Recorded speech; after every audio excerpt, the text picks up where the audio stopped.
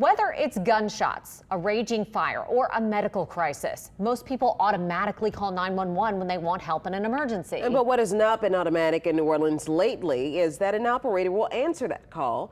Investigative reporter Mike Perlstein was the first to reveal that during one extremely busy weekend, some people called 911 and got a recorded message. Now, Mike has obtained records showing that those cases are not uncommon, leaving some people panicked, scrambling, and angry. 911, what is your emergency? This is 911, what is your emergency? Hello, this is 911, what is your emergency?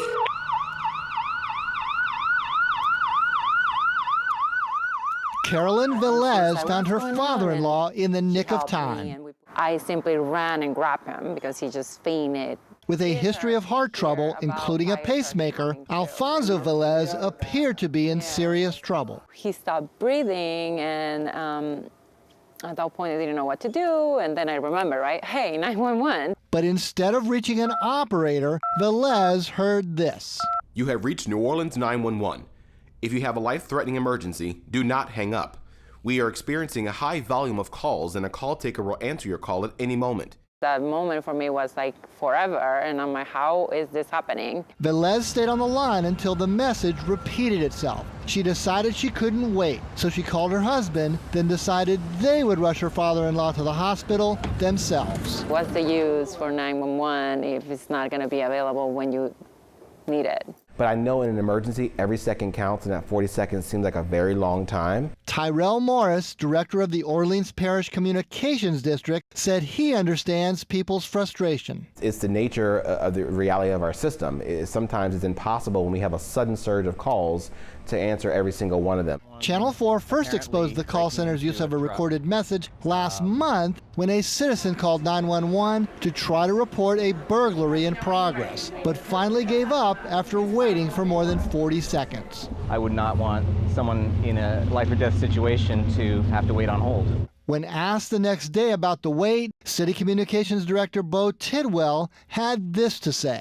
The core of this was an isolated incident that happened a couple of nights ago where an individual was placed on hold for about 43 seconds. But records obtained exclusively by WWL-TV show this was far from an isolated incident. During the same two-week period, from October 1st to October 14th, a total of 839 calls went unanswered for more than 40 seconds, the records show. That amounts to 5% of the nearly 17,000 calls that period. Almost 2,200 callers got an operator within 15 to 40 seconds. Susan Pardue was one of those 839 callers after hearing gunshots in her 9th Ward neighborhood. I got the recording and it said due to high call volume, you'll have to hold and basically wait your turn. Pardue, herself a former 911 dispatcher, tried calling back. Again, she got a recording. I have never called 911 as a citizen and been put on hold. That was alarming. That same weekend, another caller failed to get through after witnessing an accident on Carrollton Avenue. Turns out that was the crash involving retired Judge Frank Marullo. While it appears that others reported the same accident and there was little delay getting an ambulance, this caller fired off an email to Mayor LaToya Cantrell. I had to call 911 5 times because I kept getting a recording, the citizen wrote. It's as though the city of New Orleans doesn't care about the city of New Orleans. That seems like an alarming number if you're learning that calls are going to a message instead of being picked up by a human being at all, much less 839 over a 2-week period.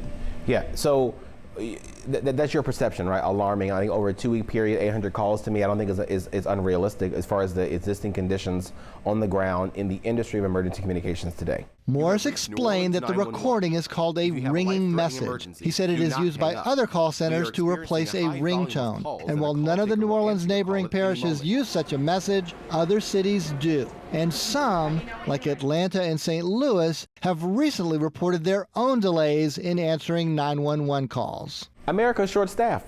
The whole country seems to be short-staffed right now, and so we are constantly finding it difficult to attract top talent. Morris said the COVID pandemic and job stress have hit his agency hard. With pay starting at about $35,000 a year, he said filling the current 20 vacancies out of a call staff of about 140 has been challenging. When we look at exit interviews, right, and why people have left the organization voluntarily, they're either leaving the state, they're leaving the profession altogether, or they have just said, you know what, I've done it, I'm tired, I want to do something else that's less demanding. At times, even Morris himself has been forced to step in.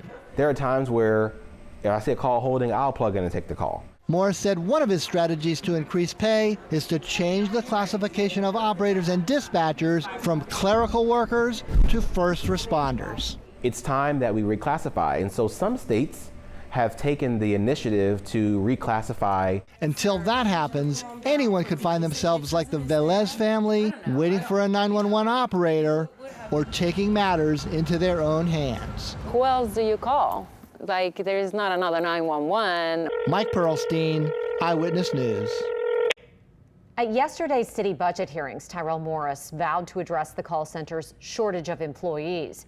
Tapping into a proposed annual budget increase of nearly $2 million, Morris said he would hold training classes for new employees every month until his vacancies are filled, with hopes of being fully staffed by Mardi Gras.